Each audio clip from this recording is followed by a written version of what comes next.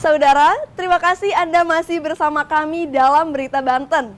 Bagi Anda yang baru saja bergabung, kami hadirkan kembali 3 berita utama hari ini. 3 pelaku perdagangan orang ditangkap polisi di Bandara Suta, Tangerang.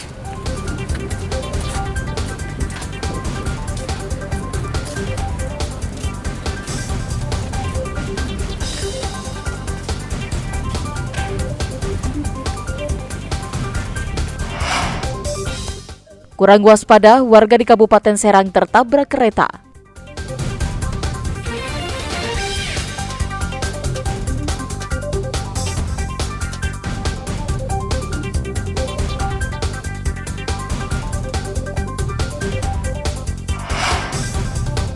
Hasil proses sortir, ratusan surat suara Pilkada Tangsel ditemukan rusak.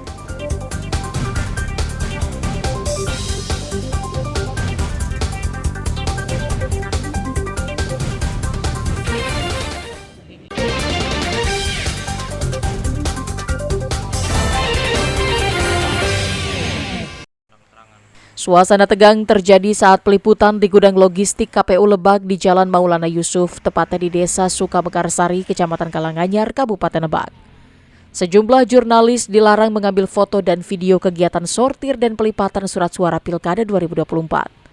Sejumlah polisi dan staf KPU menjaga ketat pintu masuk gudang untuk mencegah jurnalis agar tidak mendokumentasikan proses sortir dan pelipatan tersebut.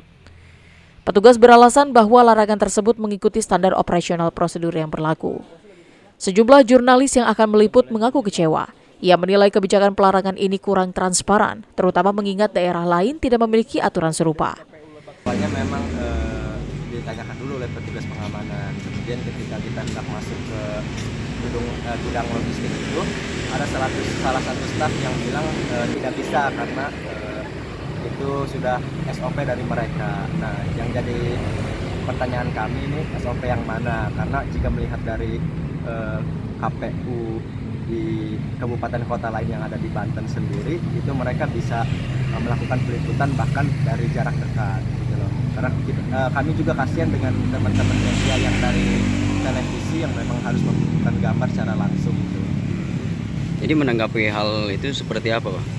Kita sih sangat disayangkan ya, karena sebelumnya secara pribadi kami sendiri masih mempertanyakan ini SOP dari mana dan memang seperti apa gitu loh aturan-aturannya gitu. Jika memang ada pembatasan ini ya saya rasa masyarakat kan membutuhkan informasi dari kami gitu kan sebagai seorang jurnalis. Sementara itu, Ketua KPU Kabupaten Lebak membantah adanya pelarangan dan pembatasan kepada jurnalis. Setelah dilakukan mediasi, sejumlah jurnalis akhirnya diperbolehkan mengambil gambar dari lantai 2 gedung dengan waktu dan tempat yang dibatasi. Meliput kita persilakan di lantai 2 supaya kemudian tidak juga mengganggu kawan-kawan yang lagi melakukan sortir. Nah, kemudian mohon kerjasamanya juga untuk kita melakukan tata tertib bersama mengenai ketertiban gudang. Misalnya kawan-kawan yang ingin meliput, silakan menghubungi dulu petugas keamanan yang ada di pos depan untuk mendapatkan ID card tamu. Supaya nanti masuk ke lantai 2 sudah menggunakan ID card tamu. Dan sekiranya saya pikir 10 menit waktu yang kita berikan untuk melakukan liputan terkait aktivitas atau kegiatan sortir lipat ini cukup untuk kawan-kawan mengambil gambar dan melakukan liputan. KPU Lebak menerima sekitar 2 juta lebih surat suara untuk pemilihan Bupati Lebak dan Gubernur Banten. Sedangkan untuk prosesi sortir dan pelipatan, KPU Lebak melibatkan 100 pekerja dan direncanakan akan selesai dalam waktu 5 hari. Ariel Maranus dan Sajiwa Pratama melaporkan dari Kabupaten Lebak. Komisi Pemilihan Umum Kota Tangerang Selatan telah menyelesaikan proses pelipatan surat suara untuk pemilihan Wali Kota dan Gubernur Banten. Pelipatan dilakukan selama 3 hari dengan menggerakkan puluhan orang dari tenaga profesional.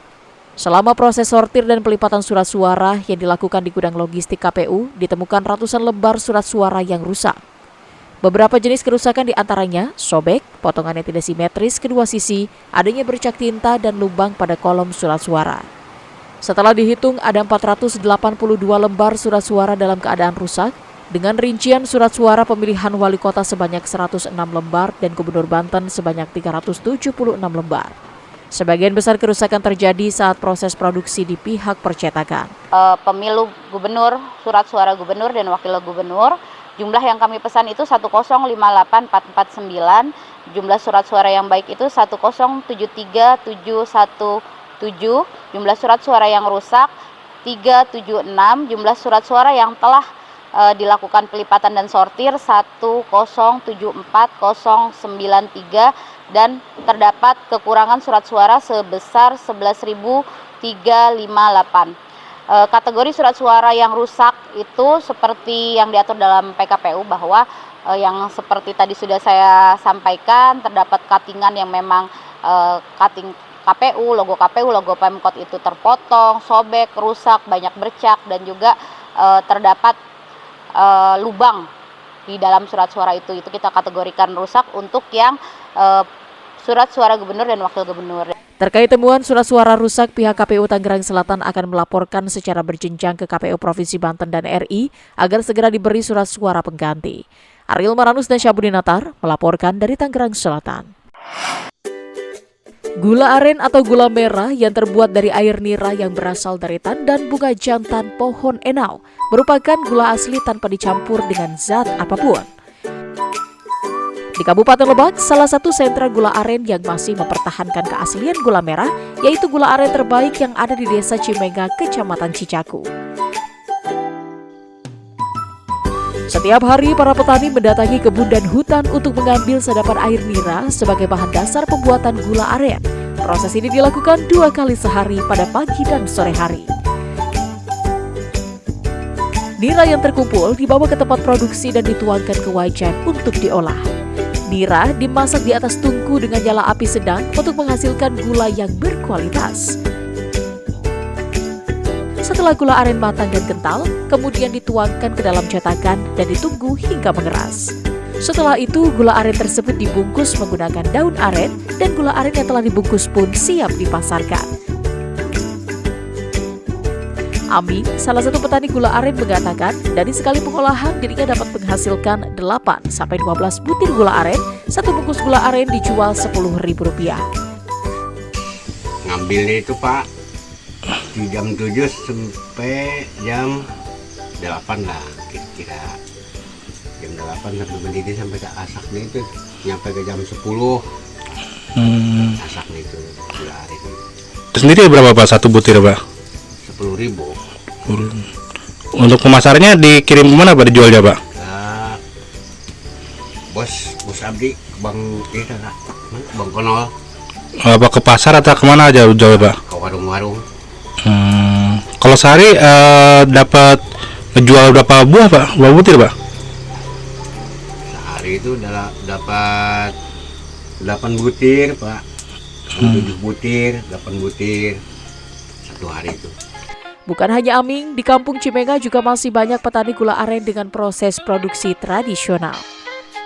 Butiran gula aren yang dihasilkan oleh para petani kemudian didistribusikan ke sejumlah wilayah di Banten, namun yang paling terbanyak permintaan dari Jabodetabek. Ariel Maranus dan Sajiwa Pratama melaporkan dari Kabupaten Lebak.